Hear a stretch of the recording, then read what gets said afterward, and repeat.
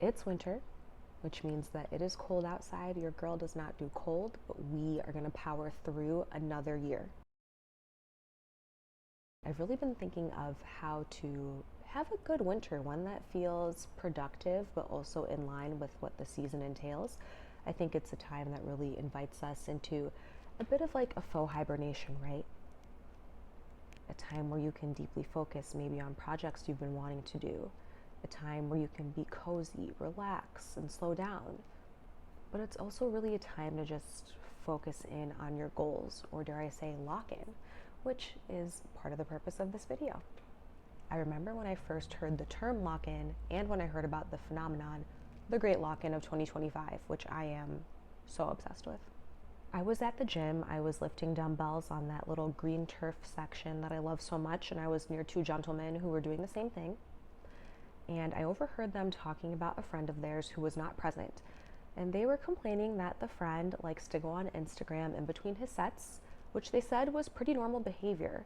But what they found kind of wrong with it and why they were discussing it in this moment was the fact that this friend would go on for up to 5 minutes at a time and forget why he was in the gym in the first place, which was to work out.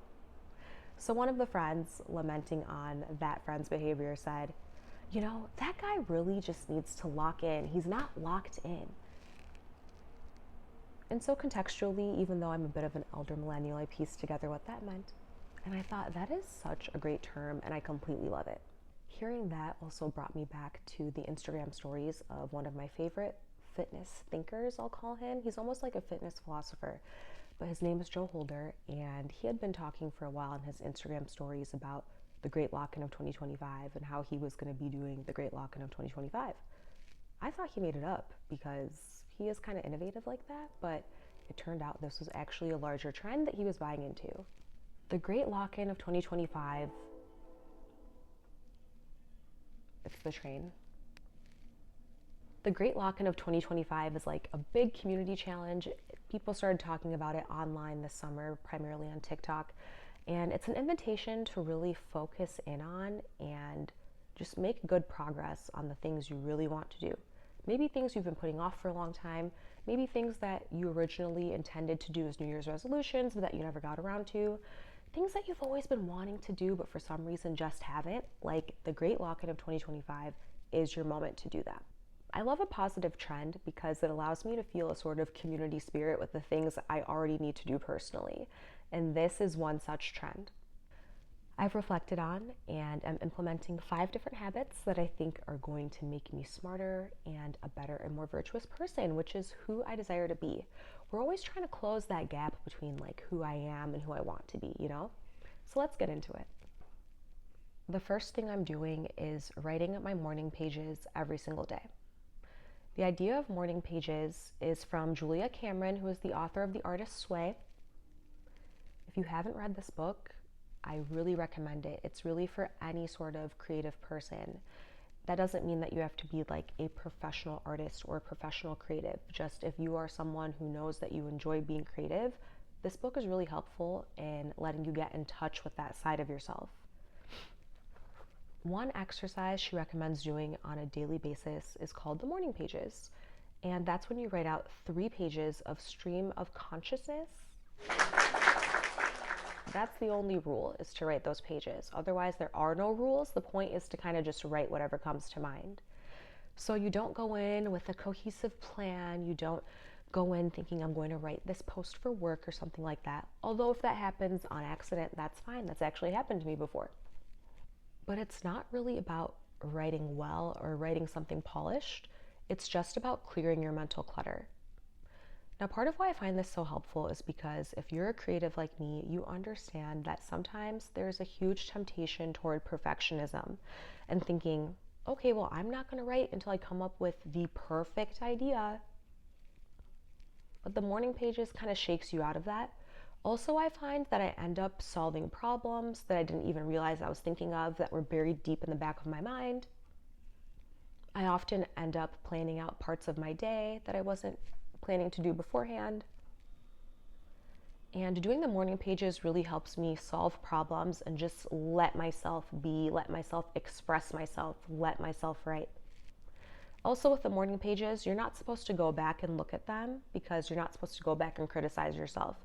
You're just supposed to let them be what they are. I find the practice a bit meditative too. You get into a flow state, which feels really lovely, and it can allow you to pray as well. Take a chance to get outside yourself, get to know yourself. Also, doing it first thing in the morning ensures that you are the one speaking on the pages. What you don't want is what a lot of people are doing. The way they're starting their day is picking up their phone, opening emails, going on Instagram, going on TikTok, whatever else there is, and then just kind of inundating their minds with all this outside noise. Lastly, I really like that it just makes me feel like I did something, which feels really great. It's one of those habits that doesn't change your day dramatically, but it definitely sets up and marks the tone of the day. It's something that you decided to do and that kind of came from within and went out onto the page, and that feels great. The second habit I am introducing to make myself smarter this winter is bricking my phone during the weekdays. The brick is one of the best things I invested in this year, and using it has dramatically decreased my phone use. It's a mechanism that you can use to only allow certain apps on your phone or block certain apps on your phone. It allows you to schedule that on a whim. It allows you to schedule that at certain times. What I really like about the brick and what makes it so useful for Class A phone addicts like yours truly is that the brick is a physical device. So it's not just an app that you install on your phone, because folks, I've installed all the apps to block things and I'll always bypass them if I really, really, really want to. The brick cannot be bypassed unless you are in person with the physical device that you used to brick the phone. So mine is on my fridge, and that means when I leave my house for the day, if my phone is bricked, I'm not going to be able to access the apps that I blocked. I primarily use it to block my web browser because, I already know the basics about like getting off your phone. I don't have social media apps on my phone. I don't have Instagram, Twitter, TikTok, etc. downloaded on my phone. But then I would be the type of person who would just look up those websites on my web browser and use them anyway, and just have like very clunky experiences using those apps. It was the worst of both worlds. But not being on my browser as much definitely stops me from going down rabbit holes, which I really appreciate. And it also makes me more comfortable in not knowing things. Because I think before, when I had constant access to my browser, if I didn't know something, I would look it up a second later. And because I did so little work to gain that insight, I would not actually retain that information long term. Versus now, like if I'm reading a book in my house, I have to look it up in my Merriam-Webster dictionary. That amount of effort makes things stick. Then because I haven't been on the internet so much, I feel a lot calmer. And like I said with the rabbit holes, those are things like looking up random products that I want, or buying things on impulse. Like there's just no access to do those things because the browser is blocked. I highly, highly, highly recommend it. The third habit I'm instilling this winter is reading more audiobooks and listening to less podcasts. So I went through a season sometime last year where I realized I just listened to music on repeat, on loop, almost to distract myself from what was going on, to take up any negative space or any silence, which is where God speaks, by the way, so very tough for me. So at some point I said, I need to switch from this constant consumption of music to maybe something more productive or fruitful for me, like listening to podcasts. And while I still love podcasts and will still continue to listen to them, especially ones that apply to me in certain seasons of life, I realized that I transferred some of those habits I had with my music listening to my podcasts. So I noticed I would be listening to a podcast and I'd already be looking up like, okay, what's the next podcast I can add to my queue? Let me make sure my queue is full. And my queue got too full. I ended up with like more than 50 podcasts in my queue at some point. And I just had to look at myself and be honest and say, I'm not going to be able to listen to all these in a reasonable amount of time. I don't have time to listen to all of these, at least time that I want to put toward listening to every single one of these. So I made a plan to either listen to everything or delete everything from my queue. And once that queue was emptied, I instilled a new rule where I'm going to keep the number of podcasts in that queue in the single digits. So that means nothing can be added until something else is cleared out. Since it's winter and winter is such a good time for depth, it also just seems like an appropriate time to focus more on reading audiobooks. My husband and I started a reading challenge with a few of our friends where we're just trying to see who can read as many pages as possible through the month of February. Audiobooks count, and so I have a financial incentive to read my audiobooks, but also I really like how they make me feel mentally. I notice that I feel a lot calmer when I'm listening to my audiobooks versus consuming podcast after podcast after podcast in a row. I like that since audiobooks are longer just by nature, they allow me to delve more deeply into a topic. They allow me to learn more about said topic, and they make me come away feeling really accomplished and like I sat down and read, because I did. Audiobooks really helped me crave depth again and have really been helping me improve my attention span, which is something I've been working so hard to rebuild in this internet, social media, algorithm-fueled age. I don't mind consumption, I just mind unintentional consumption. The fourth habit I'm instilling because of one of the audiobooks I've been reading from the third habit. So one of the books I've been reading is called Why We Sleep by Matthew Walker, who is a sleep researcher. And the things that I've read so far about the importance of sleep and how people underestimate the importance of sleep have really been life-changing for me and made me want to focus more on getting enough sleep. There are a lot of interesting things I could say about this book, and I'm not even halfway through, so let's not get down that rabbit hole. But one thing I want to bring up is biphasic sleep. In this book, I learned that in hunter-gatherer societies, and in societies that have not really been touched by the Industrial Revolution, people used to and still do sleep in shifts. They sleep for a long time at night and for a short time in the afternoon. You know the term siesta? It's pretty much biologically wired in us. Since most of the time I'm able to work from home, I'm going to start implementing that short afternoon nap so that I can get in touch with how I was made to sleep, biphasic sleep. I also realized that sleep is one of those health factors, diet, sleep, and exercise being the big three, that can be the easiest, at least for me, to put off, not pay attention to, think that I'll be fine if I don't do it or don't do it well. But I'm certainly learning that I'm wrong. Also, in the wintertime, with the shorter days and longer nights, I just want to sleep more. I think part of that is your melatonin kicks in earlier because darkness is what signifies your body to make that hormone. Part of my major frustration with winter used to be that I couldn't do everything I could do in the summer. In the summer, I felt so alive, so full of joy because I was getting so much vitamin D, and I would just go do all these fun activities and I would do them all day and I felt great.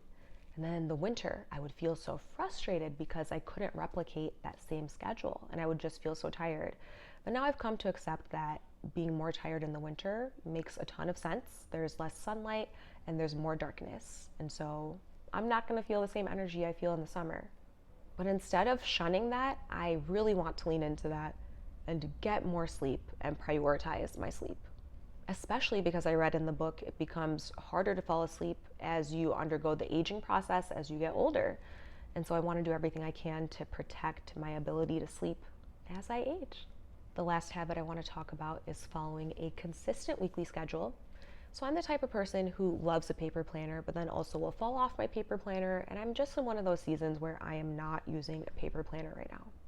I finally got hip to the game and went on Notion and created an account. Notion allows you to plan projects, and they have different templates for weekly planners. So I downloaded one such template, and I sat down and created a weekly template that allows me to work on all my various projects and make progress on them throughout the week. Something that I was really struggling with was now that I'm no longer just a full-time reporter, I'm juggling other projects at the same time, other projects especially that take different amounts of time to accomplish. I was having a hard time consistently doing the things I needed to do to move all of those projects forward. Now with my weekly template, I wake up, I know today is Tuesday, I look at my list, I have designated that as my on-stage day, which means that I'm here live in front of you. Not live, but you know what I mean. Another big Another big temptation that a lot of creative people face is waiting for inspiration to do the things that they want to do instead of just putting out the minimum viable product. And so I'm really trying to lean into putting out the minimum viable product, doing something that is good enough. It's better to get a lot of reps over a long period of time than to just spend like one long period of time on one day pouring into a project. Because over time, I mean, think of things like working out. Your skills improve by showing up at the gym or showing up on the track every single day for multiple days in a row, not just doing one super long workout, right? But even though I know that with the sports world, sometimes I don't want to get in my reps creatively, and it's just not okay. So the weekly template is really helping me with that. That's the journey I'm planning to take during this great lock-in of 2025. I'm so very happy this became a micro trend. I hope it's something that stays with the culture for a long time. I think it's really great to have a wagon to climb onto where other people are also accomplishing their goals, and you can use that momentum to help you accomplish yours. I love that this is not about perfection. It's just about making really good progress by the time the year ends so that you can look back and be proud of everything you did. Now I want to ask you, what is at least one goal you have before the end of 2025? And what is a habit that you can introduce or a system that you can put into place in your life to accomplish that habit? I'm Adora Namigade, and until next time.